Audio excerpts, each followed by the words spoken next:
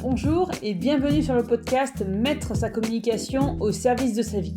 Je m'appelle Julie Fédida et je suis révélatrice du potentiel digital des entrepreneurs passionnés. Je les accompagne à créer leur communication via les réseaux sociaux pour développer leur activité et mettre leur communication au service de leur vie. Le but de ce podcast est de vous amener des pistes de réflexion pour trouver votre façon de communiquer selon vos critères. L'objectif, que ce soit fluide, amusant et efficace et que cela vous permette de trouver votre voie, votre organisation afin de mettre votre communication au service de votre entreprise et donc de votre vie.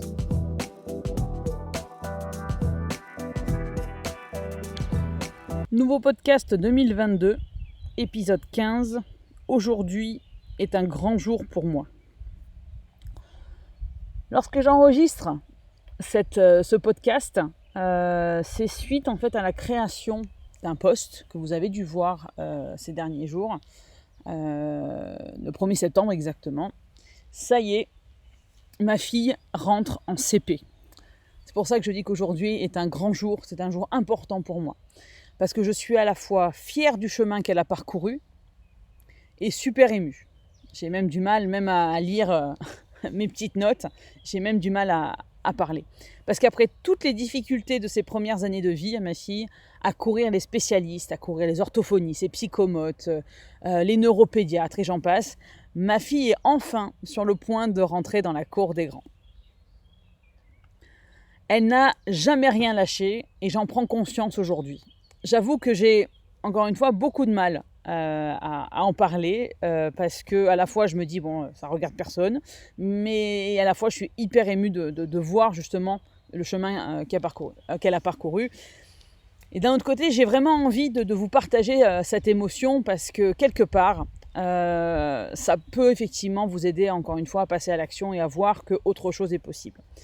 Soyons complètement honnêtes, c'est en grande partie pour elle et grâce à elle que j'en suis là aujourd'hui, que j'ai créé mon activité. Parce que lorsque je me suis lancée, c'était certes par ras-le-bol du salariat, par ras-le-bol d'avoir à m'excuser d'exister. N'oubliez pas que mon dernier patron a arrêté la période d'essai parce que j'étais trop impliquée pour lui dans mon travail. Mais c'est surtout parce que j'avais besoin de faire autrement, de faire quelque chose qui me permettrait de m'occuper d'elle.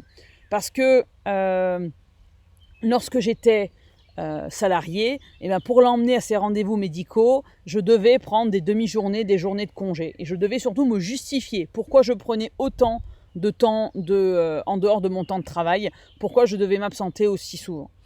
Et mon activité aujourd'hui me permet de l'amener à ses rendez-vous médicaux sans avoir à rendre de compte quelque part, à me justifier.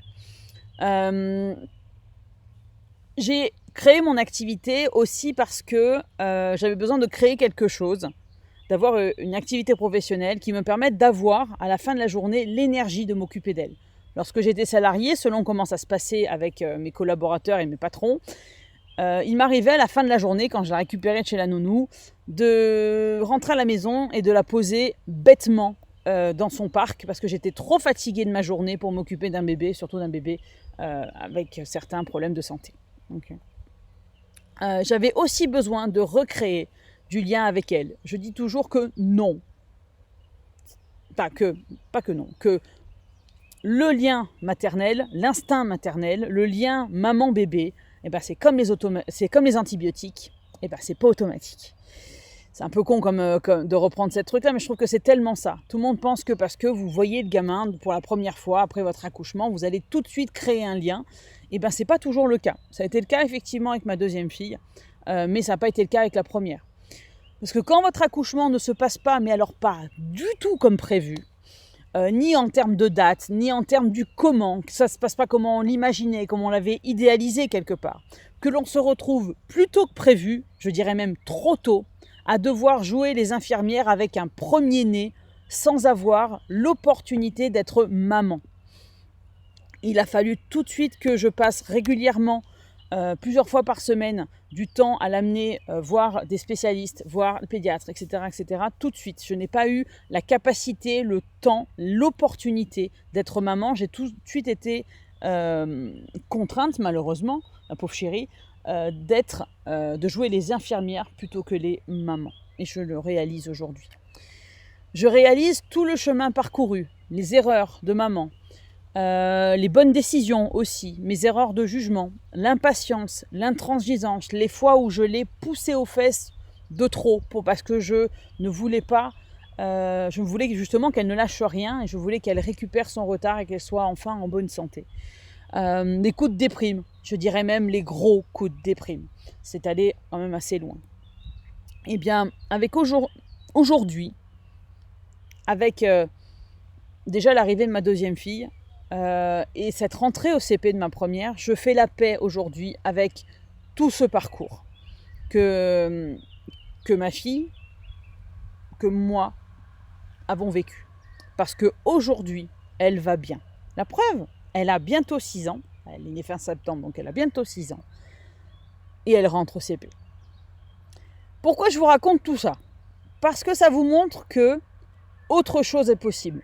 Et mon conseil du jour, c'est ne faites pas comme moi. N'attendez pas pour passer à l'action. J'ai attendu trop longtemps de me mettre à mon compte alors que ça me titillait. J'ai attendu trop longtemps de faire en sorte que cette activité soit plus en lien avec moi-même. Pour moi, je devais toujours travailler plus. Je devais avoir une situation financière stable pour pouvoir répondre aux besoins de ma fille. Je devais avoir ci, je devais avoir ça, et certainement pas de m'écouter, parce que je n'avais pas la possibilité de m'écouter. Elle était malade, il fallait s'en occuper. Donc on se posait pas de questions, on avait les œillères et on marchait droit. Donc mon conseil du jour, c'est ne faites pas comme moi et n'attendez pas pour passer à l'action, car effectivement, autre chose est possible. Et en cette rentrée, si j'ai envie de vous dire quelque chose, en plus des questions que je vous ai posées la semaine dernière, c'est de vous faire ce cadeau. Je vous propose de vous faire ce cadeau et de ne plus attendre pour passer à l'action. Quand je dis passer à l'action, c'est de mettre en place une activité qui vous ressemble, pas aux injonctions, qui ne ressemble pas aux injonctions, qui ne ressemble pas à ce qu'on vous dit que votre activité devrait être, etc., etc. Mais surtout, qu'est-ce que vous avez envie d'avoir dans votre activité, comment vous voulez la mettre en place, à quoi vous voulez qu'elle ressemble. À quoi vous voulez qu'elle ressemble selon vous, vos envies, votre personnalité, votre rythme. Et pour cela, j'ai 2 questions à vous poser. C'est comment ai-je envie de me sentir dans mon entreprise au quotidien pour qu'elle soit au service de ma vie, et qu'est-ce que je peux mettre en place tous les jours pour atteindre cet objectif. Et si vous avez besoin d'y répondre, contactez-moi et parlons-en. Voilà, c'est tout pour aujourd'hui. On se retrouve bientôt pour un prochain épisode du podcast Mettre sa communication au service de sa vie. D'ici là, vous pouvez me suivre sur les réseaux sociaux, que ce soit Facebook, Instagram ou LinkedIn. Et surtout, prenez soin de vous. À bientôt.